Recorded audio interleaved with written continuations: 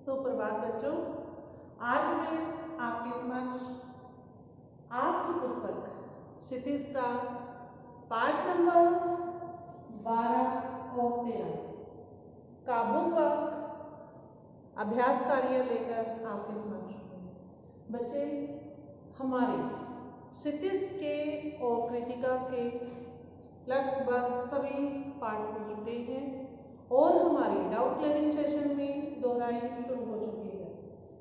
10 और 11 पाठ का बुक वर्क हमने हाफ ईयरली से पहले कर लिया था, क्योंकि वो हाफ ईयरली में आपके पेपर में आए थे पाठ। और अभी पाठ नंबर 12 और पाठ नंबर 13 का बुक वर्क हम करेंगे। उसके लिए आपको अपनी पुस्तक निकालनी है और पेंसिल साथ में रखनी है। उसका भाषा अध्ययन निकाल लीजिए बेटा। भाषा अध्ययन थोड़ा है, लेकिन हम उसको भी करेंगे, हम छोड़ेंगे नहीं, ठीक है। उसके लिए क्वेश्चन निकालिए। क्वेश्चन नंबर 1, निम्नलिखित वाक्यों में से क्रियापद छांटकर क्रिया भेद भी लिखिए। ये वाला क्वेश्चन आपको निकालना है, क्योंकि ये हम क्यों करवा रहे हैं। जब आप पद परिचय करते हैं, पद परिचय में आपको क्रिया बतानी होती है, क्रिया सकर्मक है, कर्मक है या, ठीक है, इसलिए कि निपात है या नहीं है। ये आज अभ्यास हम इसलिए करेंगे, ठीक है बेटा। सुनिए। एक सफेदपोश सज्जन बहु सुविधा से पालथी मारे बैठे थे। इसमें आपको क्या छापना है, क्रियापद। इसका उत्तर लिखिए, बैठे थे। बैठे थे को आप अंडरलाइन करके सामने लिखिए अकर्मक क्रिया। क्लियर। बैठे थे को जो सेंटेंस में है, पालथी मारे बैठे थे, बैठे थे को रेखांकित कर दीजिए और उसके सामने क्या लिखना है, अकर्मक क्रिया। अब आगे सुनिए दूसरा। नवाब साहब ने संगति के लिए उत्साह नहीं दिखाया। ठीक है, ये सेंटेंस है। इसमें क्रियापद क्या होता है, दिखाया। क्रियापद कौन सा हो गया, दिखाया। और दिखाया कौन सी क्रिया होगी, सकर्मक क्रिया। ठीक है बच्चे।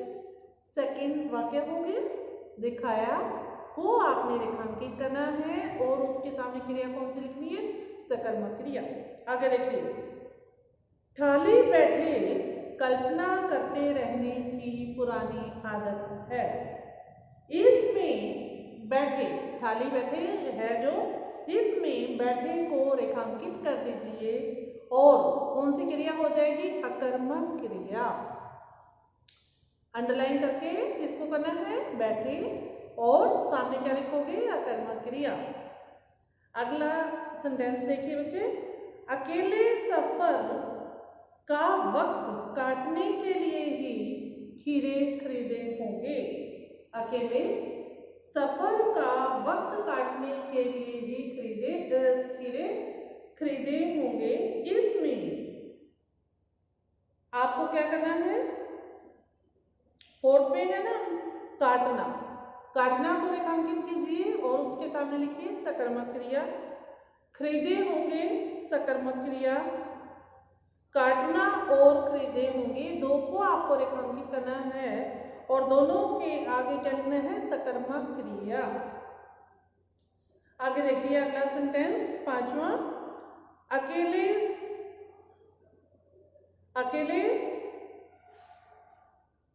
पांचवा, दोनों खीरों के सिर काटे और उन्हें गोद कर झाग निकाला। पांचवा है ये, दोनों सिरों के सिर काटे और उन्हें गोद कर झाग निकाला। जैसे आप खीरे खाते हो, उसको कट करके ऐसे ऐसे रगड़ते हो कि उसका झाग निकल जाए, कड़वापन निकल जाए जब खाते हैं। ऐसे ही जो नवाब जी थे उन्होंने भी ऐसा ही किया। इसमें काटा, काटा सकर्मक क्रिया, गोद कर सकर्मक क्रिया और निकाला सकर्मक क्रिया। इनको तीनों को काटा, गोद कर और निकाला, तीनों को रेखांकित करना है और कौन सी क्रिया है ये, सकर्मक क्रिया। अब आ जाइए छठे में। नवाब साहब ने सैतृष्ण आंखों से नमक मिर्च के संयोग से चमकती छठा है ये, इसमें देखा अकर्मक क्रिया प्रयोग हुई है। देखा को रेखांकित करना है और कौन सी क्रिया है ये, अकर्मक क्रिया। आगे देखिए 6, सातवां, नवाब साहब खीरे की तैयारी और इस्तेमाल से थक कर लेट गए। नवाब साहब खीरे की तैयारी और इस्तेमाल से थक कर लेट गए। इसमें लेट गए कौन सी क्रिया हो जाएगी, अकर्मक क्रिया। और थक कर, ये भी आपकी अकर्मक क्रिया है। लेट गए और थक कर, ये दोनों हमारी कौन सी क्रिया हो गई, अकर्मक क्रिया। आगे देखिए, जेब से चाकू निकाला, ये इस पार्ट का लास्ट सेंटेंस है।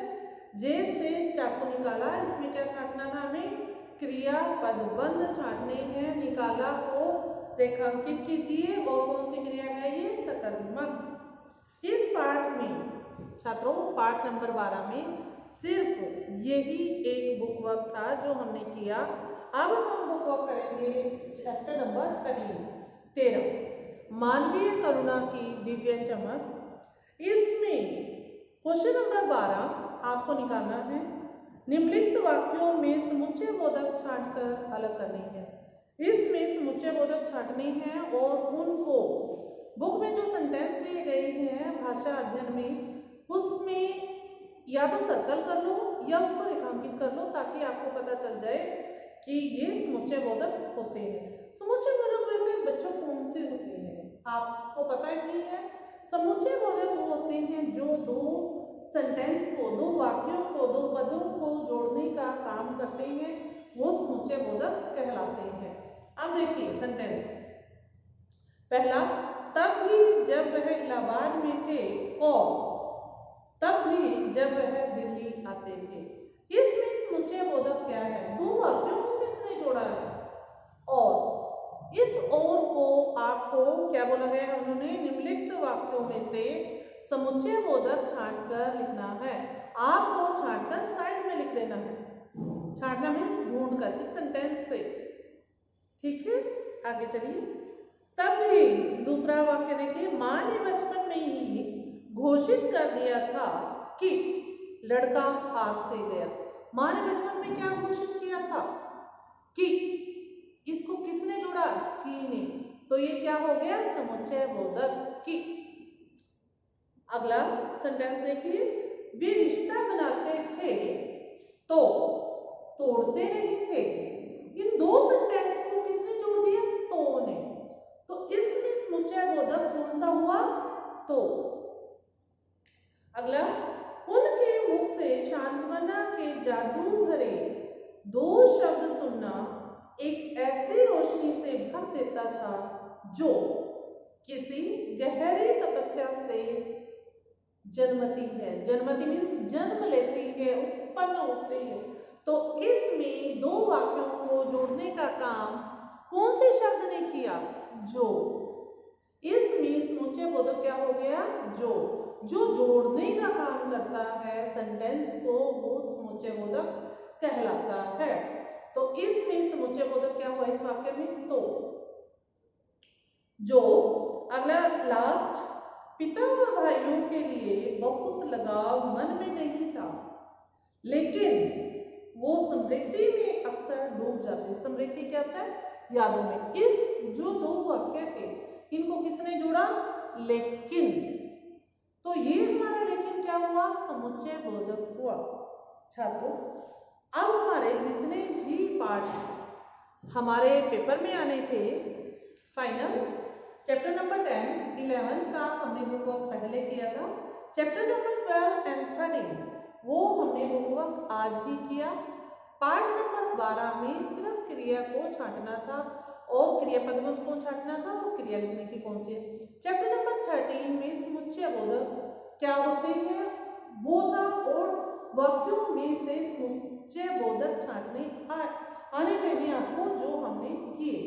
पेपर में आते हैं बेटा, ये बुक वर्क सबका आपको करना है, ठीक है। ये हमारा बुक वर्क सभी चैप्टर का खत्म हुआ। उम्मीद करती हूँ आपने जैसे मैंने करवाए हैं वैसे ही आपने कर लिए होंगे और समझ भी लिए होंगे। ठीक है छात्रों, आज मैं अपनी वाणी को यही विराम देती हूँ। अगले प्रकरण में, अगली क्लास में अगले प्रकरण के साथ फिर मुलाकात होगी। अपना ध्यान रखिए। धन्यवाद छात्रों, आपका दिन शुभ हो।